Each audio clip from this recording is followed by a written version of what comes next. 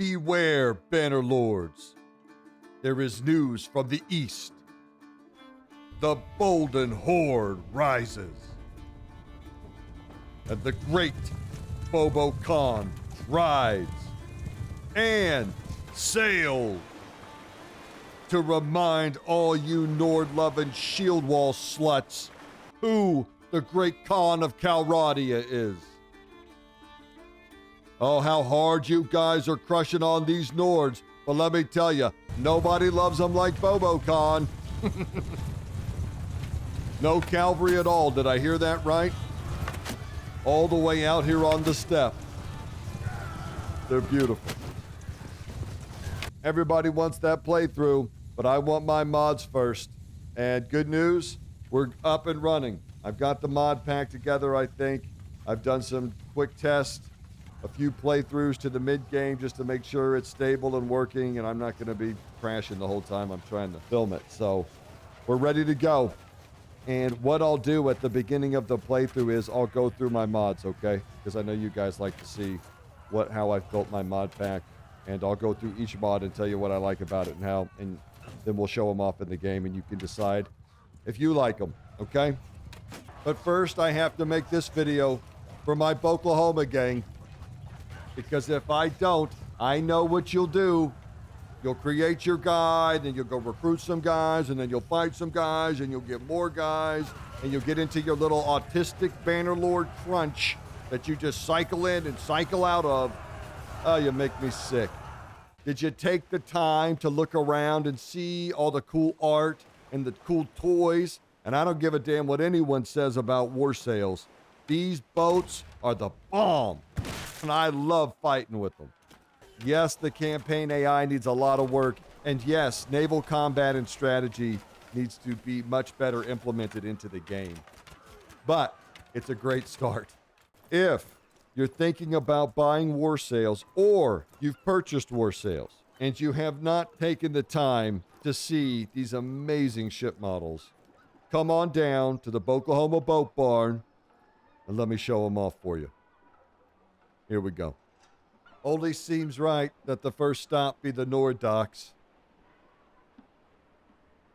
Look at the water and the rocks. What do we notice them building? Long ships. And then from the other side, you can see they've got a little market area. All that good stuff fresh off the docks. I love the log bench. Check that out. Boy, I don't know about cleaning the fish on the table everybody's eating at. That's going to smell awful, though. Oof. Someone needs to clean that up. This small little boat is the first up in the Nord fleet. It's the Nar. Now, I mistakenly said on my Nord guide that you could fight in this, and you actually can, but you shouldn't. This cargo capacity right here, 8,000. You'll see if I go to a light long ship, it's 1,800, a long ship, 2,860, and then right up here, the Mighty Drakkar, 3,200. You come down to this little Nar, it's got 8,000. And that's what it does. It carries your cargo. And you'll see all the Nord ships also have these square sails, which give them very fast acceleration. You drop these sails, they can get to scooting. They don't have quite the top speed of the lateen sails. You'll see right there, the lateen sails provide low acceleration but higher top speeds. The light longship is the first combat vessel for the Nords, and I just love the longships. I mean, you just feel like you're in a Vikings Netflix show. Look at that with the oars. It's so cool. I call these light longships casualty cruisers because you buy them in the early game. Your crew is leveled up, but it's not fully leveled up. And those first naval battles get ugly sometimes. Oh, man. But you can get started right away. 32 and you, just pick your battles wisely. Don't go charging into 60, 70 Sea Raiders, but, 30, 40, maybe. My experience, however, has been consistently that by the time I'm ready to buy a longship, my party is actually a lot bigger than 32. And I actually need one of these actual longships. And you'll see going from the light longship to the longship, we go from 32 to 54. And the beautiful thing about the Nord ships is that everybody's out here. There's no reserves. Nobody's under the deck. We're all out here and ready to go. There's some pros to that. There's some cons to that. But one of the pros is that you got a boat full of badass dudes with some amazing throwing weapons. And throwing weapons are just completely insane. To be honest, in my opinion, they're a little much. But you fill this tub up full of badass dudes in armor and throwing weapons and pull up alongside someone else, and they get to work. And it is awesome to watch. I do it over and over till the wee hours of the morning. I love it. And this longship gets you in that business quickly. And you just really got to admire that commitment to tradition that the Nords have, because it doesn't matter whether we go small, big, or biggest. We got the same model, right? It's just about the size of it. And I love that. We're committed to doing it this way, this big Drakkar. I could talk about the Drakkars for hours, but a picture's worth 1,000 words. Just look around, Oklahoma gang. Look at these big tubs of dudes ready to get it on. Here we go, fellas. And that's what these Nordic ships are about. Getting in here and getting jiggy with it. Big dudes, big sails, and big boats. These long ships turn the Nords into the gangsters of the sea.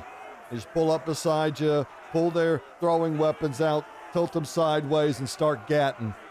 And then after that horrifying hail of shit's done raining down, they storm over, chop down whatever's left. Here we arrive at the Sturgian docks. You can tell it's busy today. I love the wood and the thatch roof and the mossy stone. I am such a sucker for big wood beams. I don't know what it is. I just think they are so awesome. I know Sturgia needs some love, but just one look at this scenes, and I get it, Sturgia mains. And let me tell you something. I see you guys down there, Shining Kings, down there in the comments talking about Sturgia for life or Sturgia main for life. If you're a Sturgia main right now and you're sticking with your faction through these dark times, salute. You're a real one. Everybody likes to hop on the train, and they'll get buffed up again at some point, I'm sure. Tail Worlds will figure it out, but if you're sticking with them in the dark times now, you're a real one. They definitely need some love when it comes to units, but I have to say, you see this ship right up here in the front? That little hole right there is the hull of one of my favorite ships in the game. Let me show it to you. When you come into the Sturgian shipyard, you'll quickly notice that they have the exact same ships as the Nords, except for when you get to their heavy ship, the Lodya. This is the Lodya. The great strength of the Drakkar is also its great weakness. It's low in the water, which makes it fast. You can pull right up next alongside someone, and you've got a ton of people throwing all their stuff out. However, you'll notice that your ranged units, your archers, very consistently have trouble getting the space and angle they need to really start putting the hate out. They might get a shot off here and there, but it's hard for them to find a spot where they can really just start shooting into the enemy consistently. Another issue that arises with this big tub of dudes is that you pull up next to a ship and all your guys start throwing their throwing weapons, but so does the other ship. Not such a problem for the infantry units with their shields out, but for the archers with their bows out, they're very susceptible to those ranged weapons. These are amazing ships, and when it comes to boarding, there's none better. But when it comes to maximizing the effectiveness of ranged units, of which the Nords have some of the best, let me introduce you to one of my favorite ships in the game, the Sturgian Lodya. So you can see we stick with the longboat model all the way down till we get to the back, and this is what I call the archer section. This is where your badass archers get up here and they start putting out hate. What cracks me up about this is that they're both variations of the longboat. However, in my opinion, the Nords should be using the Lodya because they have the way better archers. I just can't do it. I cannot compare the Sturgian veteran bowman to the Nord Sky God Chosen. It would just be too sad. Nothing wrong with the Drakkar at all. It's awesome for what it does. But the Lodya, I think, is actually a better setup for the Nords because you still get all the advantages of the longboat. Maybe just a few less guys, but I feel like the Nords overperform in the water anyway. So having more numbers really only made sense on those light armored Nords that launched, but we're a long way from them. Anyway, you'll see, look, all the archers kind of move their way up here, and the infantry move their way down. It's not perfect. It needs some work, I'll admit. But you can see how the archers have such a better, I mean, they are really putting out shot after shot, where sometimes the guys down there in the boat, you see over there on the Drakkar, they kind of get piled up, and you got archers in there that aren't shooting. And these archers are just too good not to be pumping out hate. So I am such a huge fan of the Sturgian Vlandia. It might be my favorite ship in the game, most certainly for my Nord playthrough. And I feel like you can justify it because it's longboat enough, right? It's longboat enough. Good job, boys. You look great. And look at you, Vlandia mains.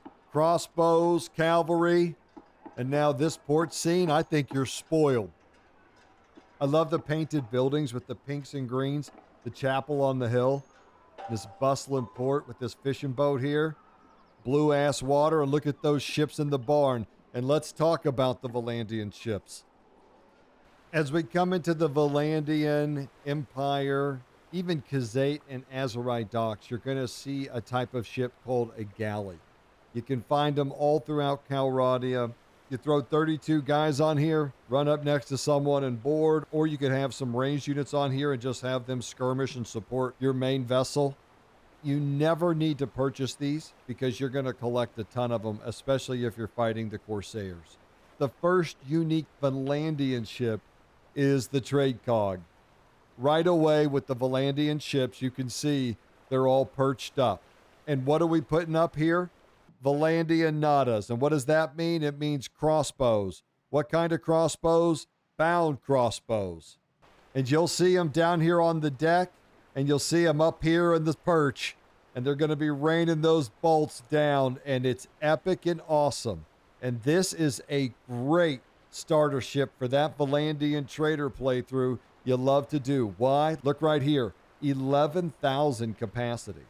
So with the trade cog, you have a trade ship that can hold its own, and it's custom built for these crossbowmen to get up here in this perch and just rain down death while the guys down here on the bottom try to repel boarders. And keeping with this whole idea, we move up to the cog. We just sacrifice a bunch of cargo capacity so that we can put on a bunch more troops. And this is where the Vlandian ships start really getting nasty, because you stuff this thing with 42 crossbowmen, plus you got 18 in reserve, because truth is the javelins are coming back at you, but you just replace them as they go down.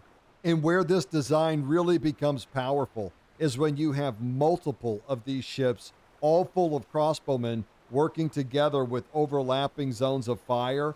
It gets nasty quick for your enemies.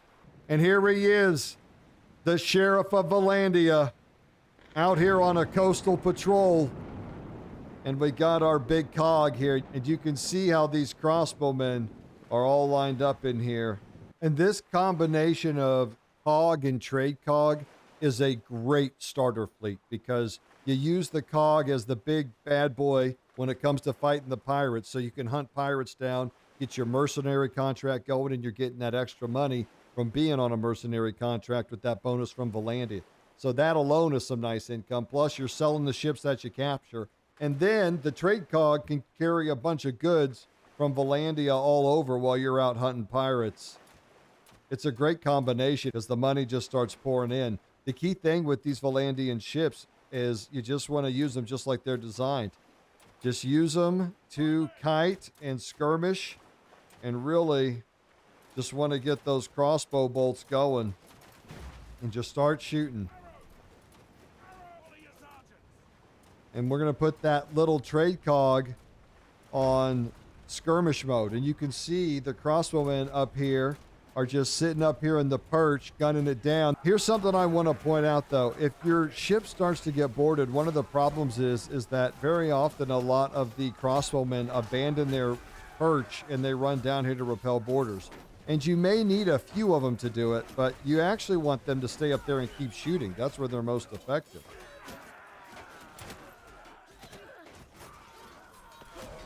Get off my ship. There we go. I got this badass pirate sword. You can see the support from the crossbow shooting down is incredible. And also, where's that goddamn other ship at? What are they doing? Okay, they're back there shooting. You can see they're putting holes in the back. See, that's how it's supposed to work. If they're all upgraded Imperial Nadas, that fire is actually pretty oppressive. Got a pile of pirates here, and you can see some of our brave Vlandian boys gave it their all. But this combination of cog and trade cog is a very, very powerful combination when they work together. And so we go from the trade cog up to the cog, all the way up to the round ship. Vlandia mains, you are spoiled. I just feel like this ship fits the theme and feel of Vlandia so well. We make sure we got a crossbow section. And these things are prickly little porcupines when you fill this up. Look here, 66 on deck, 42 in reserve. Yeah, you're throwing javelins and you're taking out crossbowmen. There's 42 more coming, though. And eventually you're going to run out of those javelins, and they're just getting started on these bolts. These crossbow guys fire forever. Once you deck them out, they really start to shine. You can see we put the battlements here on the back here with this upgrade. Not only do you get the protection, really does soak up some of those incoming javelins and gives your guys something to shoot from behind, which they do a pretty good job of. But you'll also see it gives you increased crew capacity, which you can see over here where I've gone from 66 to 72. And I also get an increase in reserves from 42 to 46. Not a lot, but a little something. You could also put battlements on the front like you do in the back. Not only do you get the protection from the battlements, but you also get an extra 10%. So you'll get 10% here, and then you'd also get another 10% here. Be real careful with these round ships, Oklahoma gang. You see them sailing across this blue water with their sails full, and let me tell you, the hours start flying by. Be real careful with these ones. From here, what I like to do is I just try to get in support of the other ship. Whatever it's doing. Are they jumping off? We burned that one to the ground. And what I'm trying to do now is just work these guys into a crossfire. And there it is. Now, this is the problem, and the round ship's not immune to it, is that you can see if they go to board, all your guys leave the perch. Damn it. The guys up there need to stay up there. You don't need everybody coming down here. And here they'll go again. Sometimes they don't. See, look here. We're not doing it in this case. Oh, yeah, we are. See what I'm talking about? Hey, idiots. Back up in the perch. Yeah. All these guys. I mean, this ship works best, and these guys are going to do the most damage sitting right here pumping down. That's what they should be doing. I don't know why they won't, but they won't. You want something done right, you got to do it yourself. There you go. Now, we're not all leveled up either. We got some new recruits here. Good job, fellas. I was getting a little negative. I'm sorry. You guys did really well. And look at these round ships on the water. What am I telling you?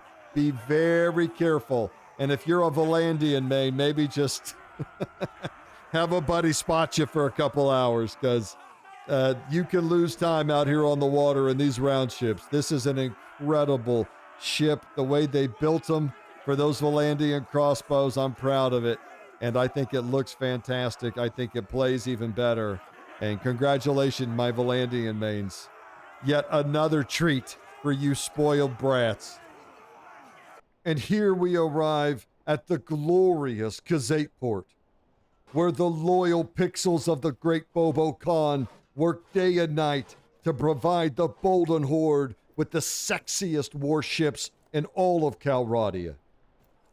You come into the Great Khan's port and you take a walk. What do you see everywhere? You see tools of war, tools of craftsmanship, skilled craftsmen, sexy ass ships, cherry on top. We got a sexy ass Khan. What is this a culture of? It is a culture of warfare and skill and tradition and awesomeness. It is not a culture of big dumb fucking morons that pile into big barrels of wood and go smashing into ship. Me big Nord, me big dum-dum. Fuck you. All the time I see these posts, I don't see what's so great about the Khuzait. Yeah, we know you don't. Get back in shield wall with the rest of the morons. Here in Khuzait ports, we're gonna find a bunch of galleys. What do I tell you about buying galleys? I say, don't buy galleys, because you can farm them for days off of Corsair parties. Speaking of Corsair parties, here's another ship they love. One of the great advantages of the Sandbook you'll see is that it's a wonderful platform ship. It's high out of the water. Wherever you're at on the ship, you just have great line of sight.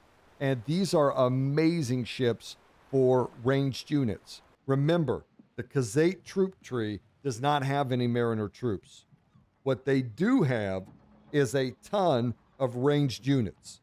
And so the best way to have success as the Khuzait on the water is to find ships like this, good platforms on them, stuff them full of archers, and the more of them you get, the more success you can have. Now, what I tell you about buying galleys, you don't buy galleys. Same with the Sandbook. You don't ever buy these because you can farm them off of Corsair parties. According to the lore, this giant body of water between Khuzait and Imperial lands used to be the Calradian Lake Tahoe. And all the noble families of the Empire used to get on their big-ass yachts and come out here and party. Then the Bolden Horde show up and they conquer everything. And then Bobo Khan got to thinking, if we're going to survive here in Warsails, we're going to need us some warships of our own, built for the Khuzait way of warfare. So Bobo Khan tells the shipwrights, I need some badass ships for my Bolden Horde. The problem was, the only ships these shipwrights had made were merchant craft and pleasure craft, right? They had just been making these yachts for the billionaires of the Empire. They didn't really know how to build warships. And in the end, what they came up with was this beautiful killer party wagon called the Kalguk. Obviously, the sexiest ship in the game. Look at it. Sleek where it matters, but thick in all the right places, Bannerlords. Just how you like it. What is this ship about? It's not about smashing in and boarding. We got these nice flat decks and this archer section here where we can just fill it full of ranged units. We're going to throw on this arrow brazier. So now all the arrows are flaming arrows causing more fire. We also have the fire pop ballista spitting out fire. And so we just become a flaming dragon of the sea. And you just got to see these beauties in action to really come to appreciate them. What am I telling you? Army full of Khan's Guard, Navy full of Khan's Guard, and we've got this beautiful party ship ready to go. And you can feel all we need is some lights and a little boombox. Get down on it, da-na-na. Get down on it, da-na-na. We're going to get down on these pirates that keep hunting down my fishing boats. I can tell you that right now. And look, we got the flaming arrows right here. We got these nice elevated decks with plenty of view room. I don't like to put the shields on mine. Yeah, it saves you from some javelins. But I like to have nice open fields of fire, and that's what we want here. We want overlapping fields of fire so that we can just come in and start pumping rounds. Here we go. Get up, get up, get up, guys. Start shooting. Start shooting. Look at all the rounds shooting out. All these flaming ass rounds from everywhere. Those guys are shooting from that ship. Those guys are shooting from this ship. And we're just going to sit here and start blasting. Don't matter whether it's on the land or the sea, folks. In ranged we trust. So whether you need an elite ship of war made for some of the most elite archers in the game, or you need an elite party wagon, the Khuzait Kalguk's got you covered. It should come as no surprise. The sexiest ship for the sexiest faction. You hop on the boats with your horde, you roll around any pirate problems that pop up, you pull up next to them, tilt the bow sideways, and lace them up. And then we get back to rolling around and partying out here on the Great Khan Lake. Now you may gaze upon the majesty of the Sultan's shipyard. Domes, palm trees, sandstone. Gorgeous. Over here in the market, traders are selling their goods. We got some meat and some rugs. Very nice. I so appreciate how populated the towns and scenes are in Bannerlord. So many of these games build these huge towns or villages, and there's hardly anyone in them. I'm looking at you, Skyrim. Talk about wealthy lands. We got grain, dates, olives, horses, silver for jewelry. You want to do a trader playthrough, this is where you start. And you get that caravan bonus. With what caravans are doing now, are you kidding me? The Aserai are a very wealthy faction. Also, a very powerful faction. And what do we know about Aserai armies? A spectacular sandstorm of arrows and javelins. And that furious firepower continues into Warsails with the addition of the Aserai Baria, a mariner archer with a damn fine bow. You're supposed to have to make a difficult choice here. The standard Aserai Master Archer is a fantastic archer. However, it's not a mariner troop. So, if they fight on the sea, they're not as accurate, they don't shoot as fast, and you'll see their arrows get swapped for a lesser version. So your awesome archers become a lot less awesome. The solution is supposed to be the Berea, a mariner troop so we don't get any of the debuffs of fighting at sea, but it does come at a cost. We give up a quiver to gain a shield, but now we only have 23 arrows. In a naval battle, 23 shots is pretty good. In a land battle, that's awful. Both of these archer units are fantastic at what they do. It just comes down to what you need to do. If you're running around hunting a lot of pirates and you're doing a lot of naval combat, probably grab the Bereas. If you're doing a lot of land battles, sieges, siege defenses, you're going to need that Master Archer. And to go along with the amazing archers, we have javelin infantry, two-handed infantry with throwing axes, another archer unit, and we also have javelin cavalry. What I tell you, a storm of javelins and arrows. And so we're looking for a ship that matches the wealth, the power, the ferocity of the Aserai. Now feast your eyes upon the mighty Gurab. Out of control level of sex appeal, power. What do we have? We have a very elevated platform ship that we can throw all those arrows and javelins off of. This is a pretty standard issue. Let me show you the upgraded version. What does this ship do? Whatever the hell it wants. Look at this crew size with the upgrades. 76 on the deck, 36 in reserve. We can ram, we can blast you with the ballista from ranged. Fantastic elevation with great vision all around for those range units to get some nice angles of fire. We got the archer section in the back that's really raised up here. Gives you a great vantage point to shoot down on and support the troops down here, throwing their javelins and repelling borders. I hate to do this to the beautiful Conqueror because you know how much Bobo Khan loves his flagship. But when you come over to the Gurab, uh-oh. And guess who's got a brand new flagship? Yeah. I had to get me one of these Gurabs. Look at this beauty. We got this spacious archer section. And one of the great things about this archer section is that the archers actually stay put pretty well. You'll see when we get in the battle here that the archers stay up here and really put out some fire. And down here in this spacious deck, you can stuff this with all types of badass troops. The big question is, do you add the shields or not? On the one hand, they block a lot of the nasty coming in. On the other hand, they block a lot of your shots going out.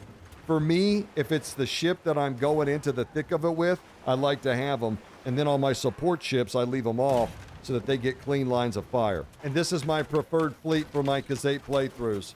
I like to have that big Gurab flagship going in the middle and getting in the thick of it. And here on the outside, I like to use the Khuzait Kalguks, fill them full of ranged units and have them provide support.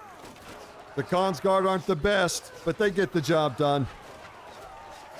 I just love the flaming arrows. They make it look like a Star Wars battle. I just can't sing the praises of this ship enough. It just feels custom made for the Aserai. It looks like it fits the culture. It fits the way they fight perfectly. It is an amazing ship. Congratulations, Aserai mains. She's a beaut. And here we arrive at our final port on the Oklahoma Boat Barn Tour, the Imperial Port. And what do you see? You see majesty. You see history. I think a stroll down these Imperial docks would be good for all you banner lords, because we got all this talk about ports and ships and naval warfare, but who taught you barbarians all that civilization, huh? That's what the Empire mains want to know. Oh my God, look at that, Oklahoma gang. Is that what I think it is? It's Nebo! Oh, Royal Regal Nebo. And you want to talk about something that's on the rise, let's talk about our boy here. You know no one simps for regalia like Nebo. And something we learned real quick is there's a lot of money to be made out here on the water. So when we come into the Imperial dock, we're looking for ships that represent what? Prestige and power. That's what we're talking about. We start down here with a cargo ship, the Dow. You'll find a lot of these in Imperial ports. Here we have one of Oklahoma's favorite ships in the game, the Corbita, I think is how you say it. I like to put a little more Española on mine. Call it the Corbita. And some red chili pepper lights, get the salsa music playing.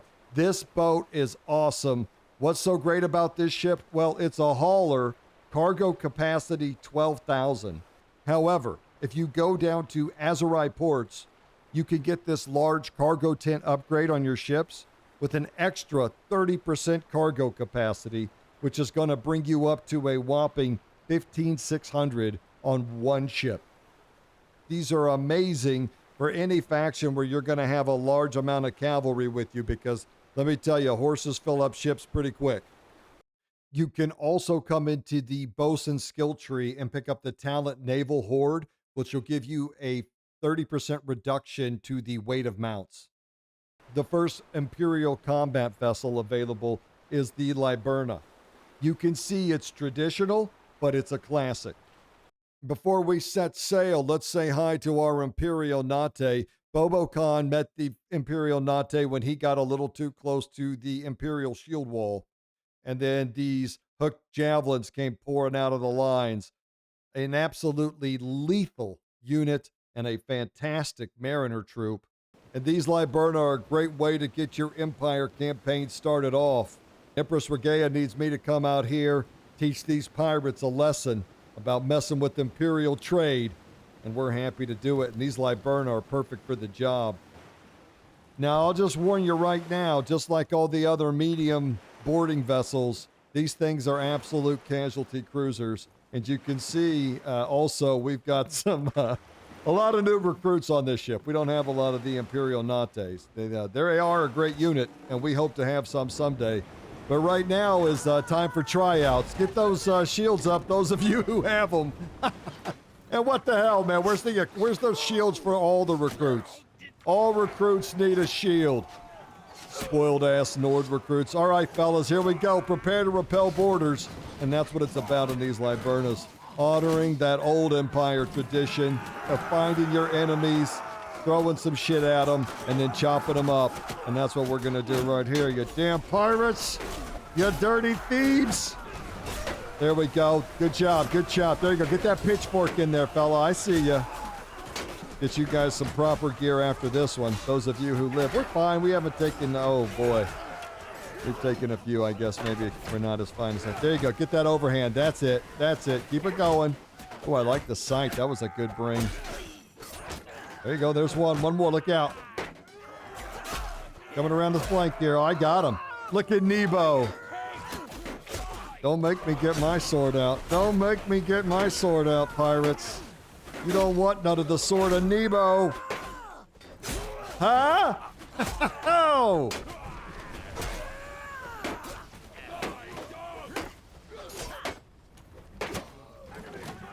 Oh, nice throw. Who was that? Fantastic. You see that? What am I telling you kids, huh? Oklahoma, prime. What do I always tell you about little Nebo? Don't make him get the sword out. Like a honey badger, this one. And that's where the Dromachian comes in. It's also one of those older traditional Imperial vessels. This is that old battleship that the Empire used to dominate the seas with. There's nothing wrong with the classics. They work, and they work well. Use them when you need them. But as soon as you can afford to, you got to upgrade. And what are we going to upgrade to? A naval marvel. It's powerful. It's majestic. It's unfreaking stoppable. Welcome, Banner Lords, to the Imperial Dromon. What can you do with this Dromo? Whatever you want. 80 guys on the deck, 40 in reserve. I have the bonus here that gives you an extra 10%. So I get the 88 and 44. 120 troops on this ship. Think of all the javelins and arrows that is. We've got the ballista in the front. We got the archer section in the back. Everything you could ever want. This ship is made for ruling the waves. I could talk about it for hours, but let's just see it through the eyes of these poor Crusaders. All they wanted to do was rob a few fishing boats to feed their families. But Nebo and his boys caught them here on the coast. It's about to get crazy. We got a lot of new guys on the team. But look, you got guys up in the archer perk throwing javelins. You got guys over here throwing javelins. One of the things to be aware of with ships that have these huge reserve capacities is that in naval battles that are very fast, are going to be over very quick, you don't need to have 44 guys in reserve. Maybe if it's some 8-on-8 huge army naval battle that you rarely ever find, then you might be a little more concerned with the reserves. But here we're just fighting some pirates. So in this case, it's better for me to bring in another ship, but you'll see I lose all those reserves. I don't even have a full crew on here. I only have 79 of the 88, but it's better to have 2 Dromos and 2 ballistas going at it and with 79 guys all fighting at once than shove 40 of them down in the bottom of the deck. And once you get the double Dromons going, you just dominate the seas. Whatever you want to do in your Dromon, you can do. If you want to run up next to something and board it, you can. You can roll around and skirmish while your Nates throw their javelins down from the top deck. With the weight and power of these ships, you can also line up a ram that shakes the heavens. However you want to dominate your enemies on the sea, the Dromon lets you do it. Congratulations, Empire Mains. Stuffing these Dromons full of Imperial Nates and watching them toss their death sticks down on your enemies, probably one of the greatest experiences in gaming. As you can see, I'm having a ball playing with my brand new Bannerlord ships I got for Christmas. And the Great Bannerlord divide is greater than ever. On the one side, you've got the part of the community that says, yeah, the game's cool, but it's got so many bugs and it's been left in such a sorry state that I just can't get into it.